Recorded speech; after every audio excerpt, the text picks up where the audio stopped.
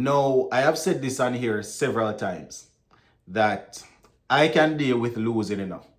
When you're a diehard West Indies supporter, that is a skill that you develop over a period of time.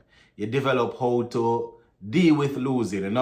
Look at the team, see the one or two positives, and cling on to it and say, boy, we hope for better next time. What I cannot deal with is players not caring. It's as if they don't care what's happening. And especially if you looked at the game last night, that fourth T20 against Australia, what you would see out there is players on the field that don't business, them don't care what's happening, in my opinion. Now, after a shaky start with the bat, right, a few of the guys at the back end were able to, put together some runs and get us up to 205. Wasn't enough. We already found that out in the third T20 that you need to score more on that ground. But the guys in the back end, they haven't been able to do it so far this series, barring last night. So last night they got some runs, and when they went out in the field, for some reason, they decided that they weren't going to fight. They weren't going to fight.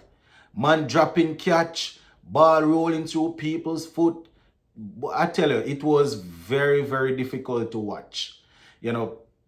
I know what, if a team is better than my team, I can deal with that. I can say, boy, this team is here because of this. We are here because of that. I can deal with that. There are certain things that you cannot control, right? How good our next team is in terms of their batting skills and their bowling skills. You might not be at a level to throw them off and really get the better of them. I can deal with that. What I cannot deal with is things that you have within your own control. For example, I cannot deal with medium pace of bowling 4 wides in 1 over. You understand? I can't deal with that. Can't deal with a spinner bowling 3-4 wides in 1 over. No balls. Can't deal with ball just rolling to a man 2 times and just pass him down to the boundary for 4. Yeah, them things are hard to deal with. You understand? Teams will be better than our team. We know that for a sure, for a certainty. Right? And the thing is that, some of these same players, when you see them playing their franchise cricket, these little mistakes, they are not making them. You understand? You could hit the ball up. No matter how hard the ball traveling to them, they find a way to stop it. Last night, the things that I saw on that field, not even primary school cricketers. And as I said, I'm not talking about not being able to take wickets or not being able to score 50 or 60 or 70. Not talking about that. Because when it comes on to that, then you are directly going up against the other team in terms of skill-wise. I'm talking about just taking simple catches, just doing the long barrier, diving and stopping a ball. Those little things, man, it's the small things that really and truly get to us, my people. Boy, I tell you. So let's just go through the scorecard for those who didn't watch. But what I will say is that you didn't miss anything. If you didn't watch, the only thing you missed was just a heartache, right? So West Indies lost the toss again, and we batted first. So we scored 205 for 9. 205 for 9. Right? Generally speaking, when you're playing T20 cricket, you want to get an average score of 190 at 200. But on this pitch, on this field, with the dimensions and all, we have already identified that you need to score more than that. Even though our bowling is like this, if we manage to go and score 250, as a matter of fact, if we score 299 batting first, Australia going to go and score 300. It is what it is based on what's happening. That is why I said that we might not match up with them bowling and batting wise, because for some reason we cannot execute. But the simple things like doing the long barrier, preventing the ball from rolling through your legs, you understand, taking the catches, simple things like those. They're, just, boy, I tell you. So in that 205 there, my people, Brandon King and Shea Hope, they went cheaply this time around. The first few games, we were able to put together a good power play. Well, it was 23 for 1 when we lost the first wicket, then 32 for 2. So we lost Brandon King and Shea Hope quickly. Brandon King 18 from 10, Shea Hope he scored 10. Raston Chase, he got 1 ball, golden duck. Sheffield Rutherford looked good.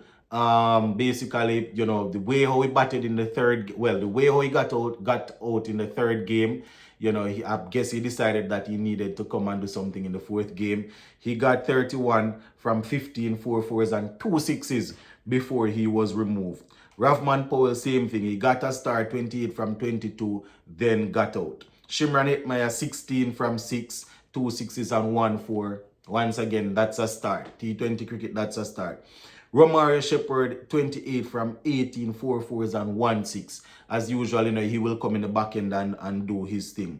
Jason Holder, doing some work with the bat. He got 26 from 16. Romario Shepherd, I said 28 from 18, right? That was Romario Shepherd. Jason Holder, 26 from 16. Matthew Ford, 15 from 7. He had 2 6s in that knock. Akil Hussain was left not out and 16. Judea Blades, 3. As I said, Judea Blades, before I even got to the bowling, that's the only positive that I am taking away from last night's game. I know a few guys got starts and got in the 30s or whatever, but and the high 20s, but Judea Blades, that's the only positive I'm taking from that game. His bowling, nothing else. Bowling for Australia, Hardy, 2 for 24. Bartlett, he got 2 for 39, about 2 for 61. And we saw Adam Zampa getting 3 for 54. So those were the wicket takers there for Australia. Right, so 205 for 9. Australia, they needed only 19.2 overs to get that. So they had 4 balls to spare. And based on how based on how they are batting, 4 balls to spare, they probably could get another 30 or so, or so from that, right? Anyways, so they got 206 for 7. Winning the game there by 3 wickets, you know. Yeah, so they did, my people, right? So they got to 206 for 7 with 4 balls to spare, and I said just now they could probably get up to 30. I wonder how, because we probably would bowl no ball that they hit for 6, find a way to bowl some wide, you know. It's just all over the place, my people. So I don't put it past them that they would give a 30 odd from just 4 balls here. Anyways, let's take a look at Australia's batting. We struck early. We got rid of Mitchell Marsh, right? He didn't score, but Glenn Maxwell and Josh Inglis, they basically took the game away from us. Glenn Maxwell, 47 from 18, 6 6s and 1-4. Josh Inglis, he got 51 from 30 with 10 4s and 1 6. Cameron Green, 55 not out from 35. So getting a few half centuries in this series here, Cameron Green.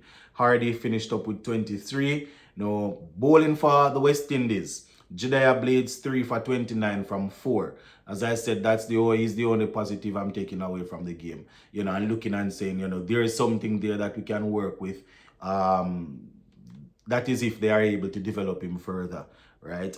Jason Holder, 1 for 38 from 4. Romario Shepherd, 1 for 59 from 4. Matthew Ford, 4 overs, 43 runs.